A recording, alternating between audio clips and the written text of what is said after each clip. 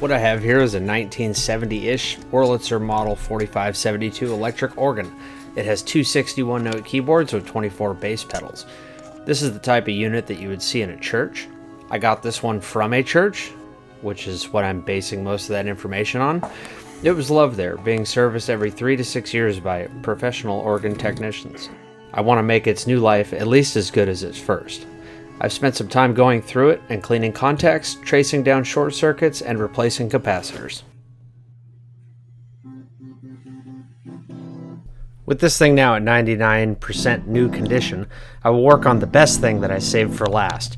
It's called Reverb. It's like an echo you get in a large room or even a small room. As you can hear, we're having none of it at the moment, which is leaving it sounding dry and without depth.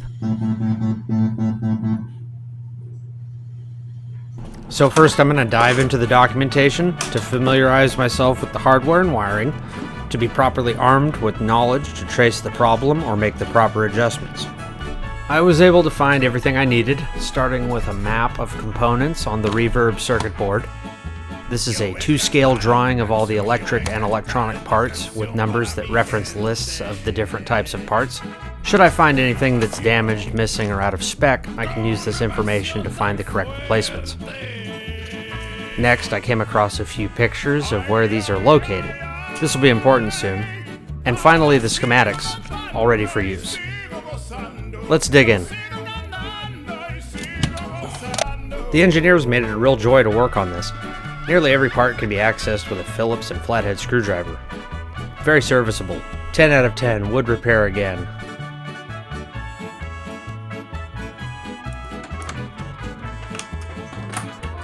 And wouldn't you know it, Elvis had in fact left the building. No note, explanation, or even an IOU, leaving a totally open circuit between the would-be in and output wires. I mean, there is something there. The wires were left about 2 inches apart, so a few giga-ohms between them, way too much to do the job. The only other things that stood out as majorly out of place were these patch cables that were soldered in during the addition of the Leslie breakout box. Was this just going to be the driest sounding organ in the world? Enter the guitar reverb pedal. It does everything we want for one low price. Combined with this rack and pinion mechanism that takes linear motion from the slider and turns it into rotary motion for the knob. I printed these out of PETG with a 0.4mm nozzle on my Creality Ender 3 S1 Pro printer. I designed this to be a bolt-on unit requiring no modification of the reverb pedal, with adjustment for the rack and pinion built in, using some extra tolerance in the holes that they're mounted to.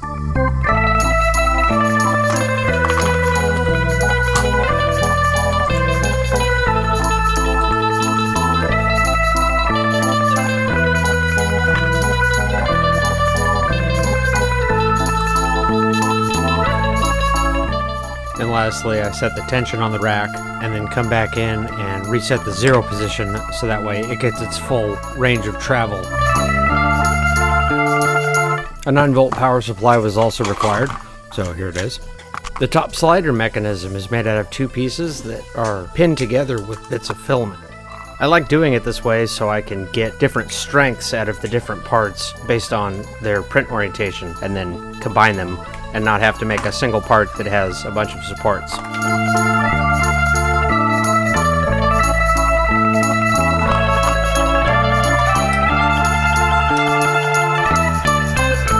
Out with the old.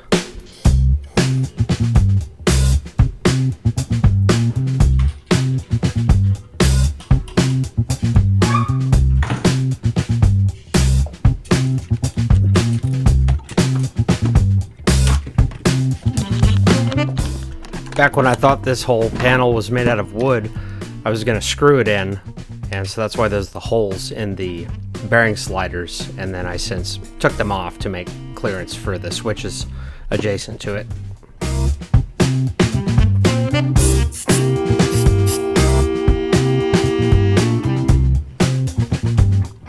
So I try to put it on. It's too long. I snip it a little bit shorter. Put it on again, snap the super glue, put some more super glue, trim it a little bit more, And in this way, it can't be pushed down enough to stress the glue or the parts underneath it to break it anymore, because it'll just run into the wood and use it as a bearing surface. Okay, that's enough playing with it. Let's get it back together. And now on to reinstalling the panel. We got a little plug here, a little put in place there, a little screw there, and a bippity boppity. Oh, I forgot to tell you, I had to cut a notch here. Here's a reenactment of what gluing in this chunk of wood looked like. Psst, psst, psst, psst. So if you look in here, right there, can you see it? That's our target.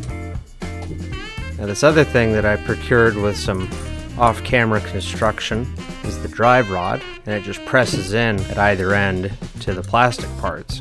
This works because more force is required to make and break the hardware connection than it actually does to turn the knob. So under normal use, this thing won't pop out, while still being able to be serviced.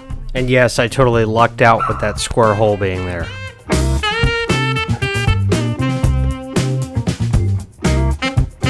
Don't rock the boat, baby, don't rock. This is gonna need some sort of anchoring.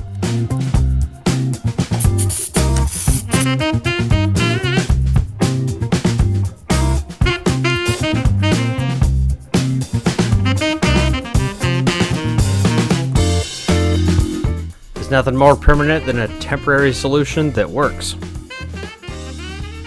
that looks like a winner. I put an octahedron on the knob shaft so you can see it turning here. And then I took it off again so you can't.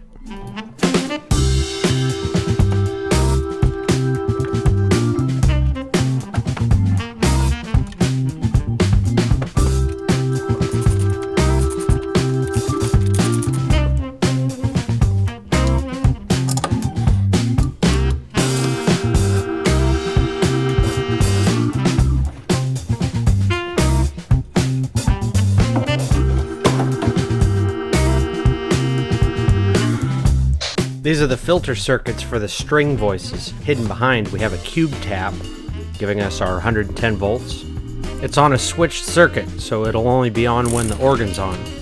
The pedal itself is equipped with a latching relay, so it remembers that it was in the active position after losing power and coming back on. This is good because otherwise you'd have to hit the button every time to turn it on.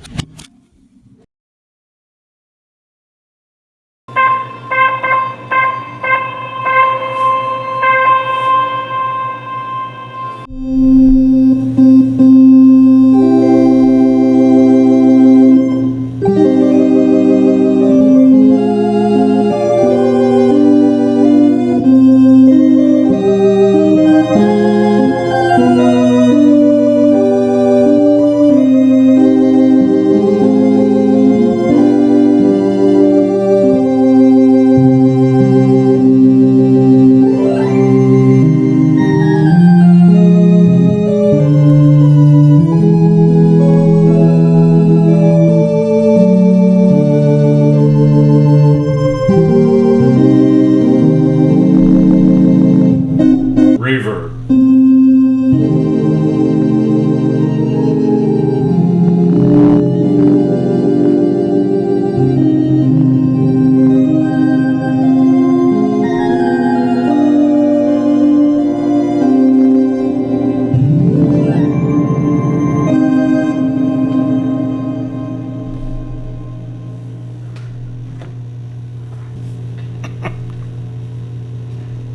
In the can.